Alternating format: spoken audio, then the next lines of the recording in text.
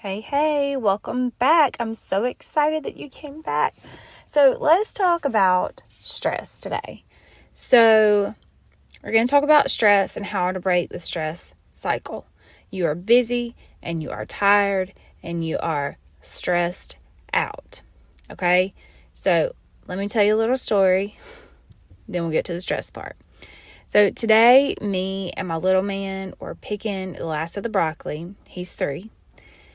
We were picking the last of it before we pulled out the plants. And y'all, it was so cute because he was using his little icing knife or icing spreader. He calls it his knife to help me cut the broccoli.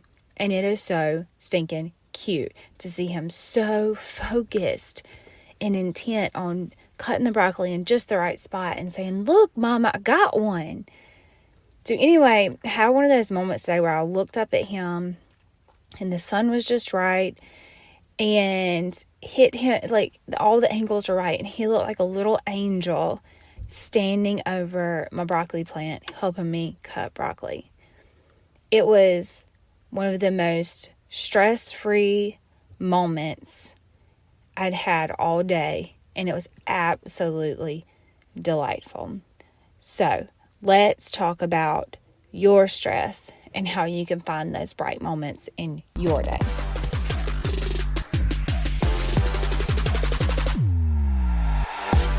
Welcome to the Lifestyle Medicine Project. If you're ready to finally commit to lifelong health, feeling better, and improving your mental and physical health for good, you're in the right place. Hey, I'm Jennifer Coble, a nurse practitioner, certified functional medicine practitioner, boy mom to 3, and wife. I have a calling on my life to transform the way that you view and experience healthcare because I believe that traditional medicine is leading people astray. We don't need to give a pill for the ill. We need to empower people to have a true lifestyle transformation, both internally and externally, and most importantly, commit and be disciplined to the process. It's time for you to go against the grain to get to optimal health that is going to have you feeling incredible. I can't wait to create a true lifestyle change with you. Let's mandate vegetables and tackle this project together.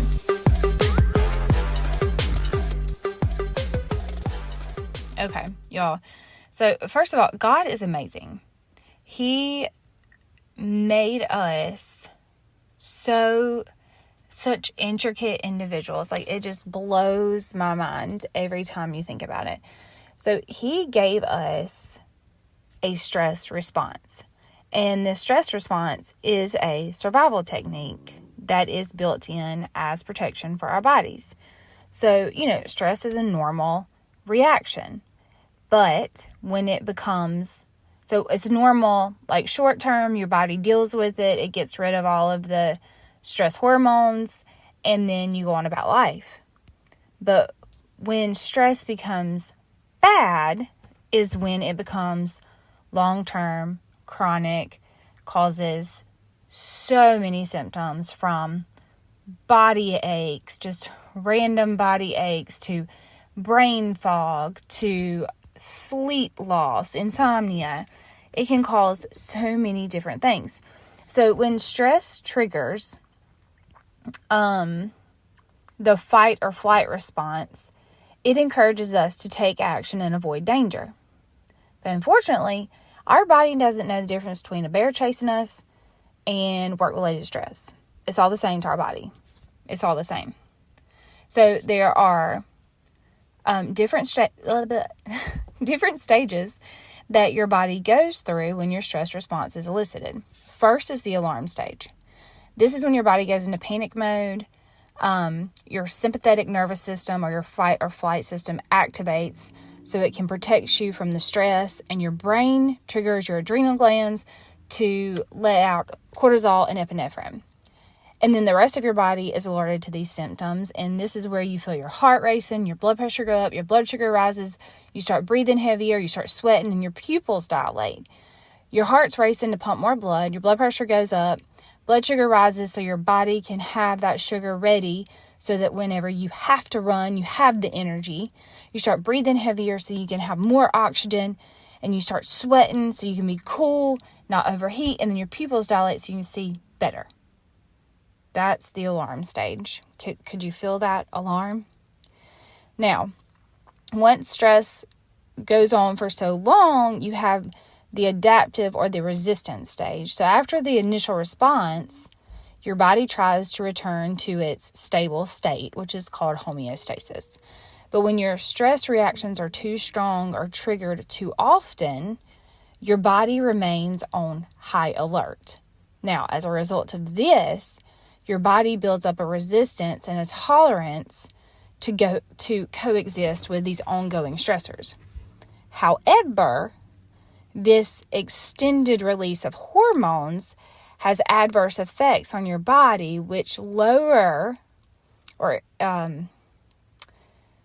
the effects of your immune system and can make you more susceptible to illness. Now, the third stage is the exhaustion stage.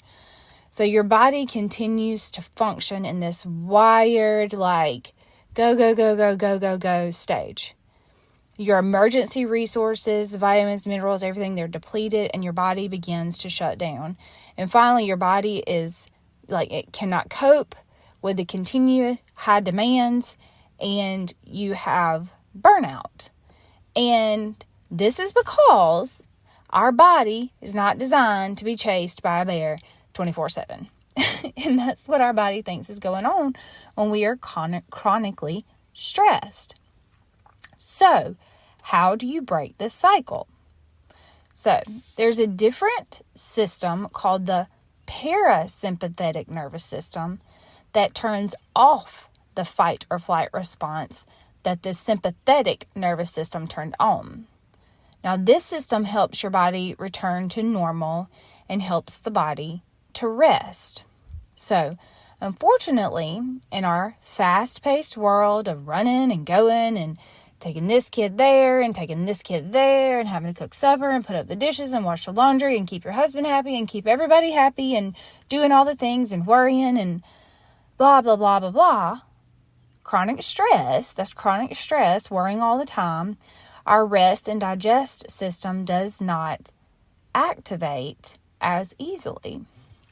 So, that being said, it's up to us as busy, stressed out mamas. Sometimes we do it to ourselves, y'all.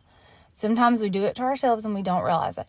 But it's up to us to take responsibility and say, I am going to do something to chill myself out, to reduce my stress. Okay? So we're going to go over a few things that can help you reduce your stress. The first one is to practice calming activities like meditation. Y'all, meditation looks different in so many ways.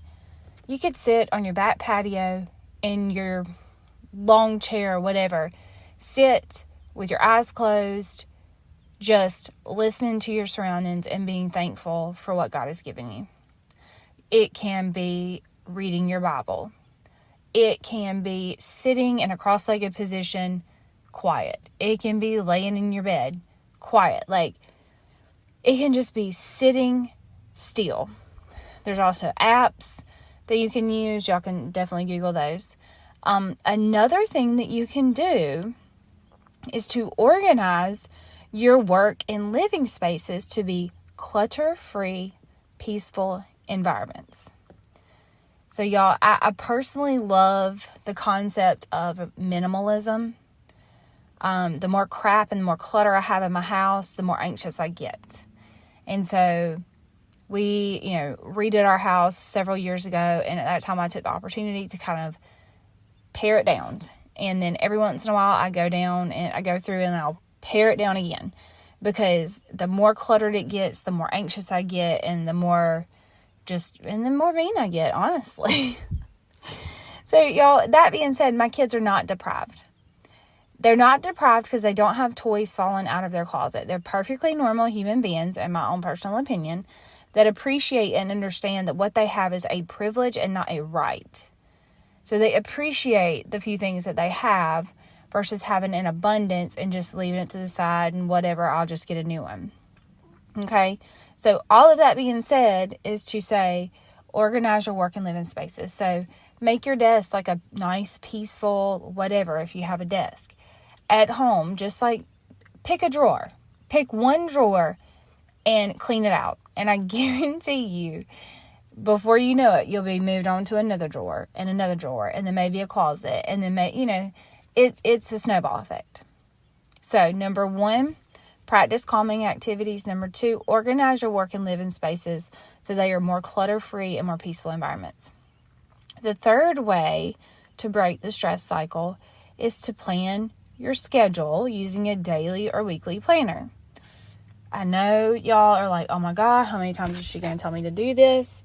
Well, that's just how important it is and how crucial it is to keep everything in one place and to stay organized so that you don't feel like you're running around like a chicken with your head cut off.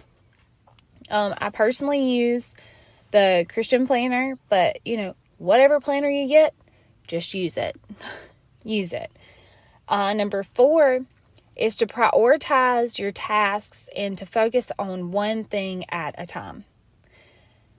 A lot of people, a lot of women have come to me thinking they have adult onset ADHD. And I tell them, truly, if you made it through high school, you ain't got ADD, you ain't got ADHD. What you have is a busy life, and you are not taking the time to focus on the task at hand. It has to be a conscious decision to put away your phone, to turn off your computer, to turn off the TV, you can't turn off your kids, we know that. But it has to be a conscious decision to focus on your task at hand. So, I know a lot of people will argue with me about that, and that is fine. And that's my belief. Everybody's got their own. Now, number 5 is to delegate tasks whenever possible if you feel overwhelmed. Now, my husband shares in the responsibilities in the house. I am very blessed in that way. He can cook, he can clean, one of his soothing things is vacuuming, okay? Whatever. We share tasks in the house. And then my kids also share tasks in the house. Their main thing is just putting up the clothes. Like, I fold them and they'll put them up or, come get them, put them up, hang them up, whatever. They'll help me match socks.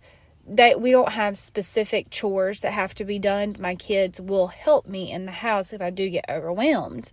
Like, they'll help me put up the dishes, whatever. And it is good for them to learn these things because these are skills, life skills that transfer to being an adult. Okay? So even though sometimes you feel guilty for asking your children to do certain things, a lot of times these things that you're doing every single day can be delegated to them, obviously age appropriate, to help you and then to also help them learn life skills. Okay? So, let's go over this real quick. Break the stress response. First thing, practice calming activities like meditation. 2, organize your work and living spaces. 3, plan your schedule using a daily or weekly planner. 4, prioritize your task and focus on one thing at a time. Okay? Us women like multitasking. Y'all just don't. Number 5 is delegate tasks whenever possible, if and when you feel overwhelmed. Okay? So, that is how you break the stress cycle. And if you haven't already, go ahead and head on over to jennifercoble.com/meal planning toolkit. And you can grab your meal planning toolkit, the same exact one that I use every weekend to get my meals together, to plan out my week, which helps me to be as less stressed as I can possibly be for the upcoming week. So go head over there for that. If this podcast blessed you in any way, please write me a review or send me an email at support@jennifercoble.com. I love you so much. Thank you for listening, and I hope you have a fantastic day. Bye-bye. Real quick before you go, if this podcast has blessed you in some way, the number one way you can thank me is to head over to Apple Podcasts and subscribe to the show and leave me a written review. Can't wait to hear from y'all.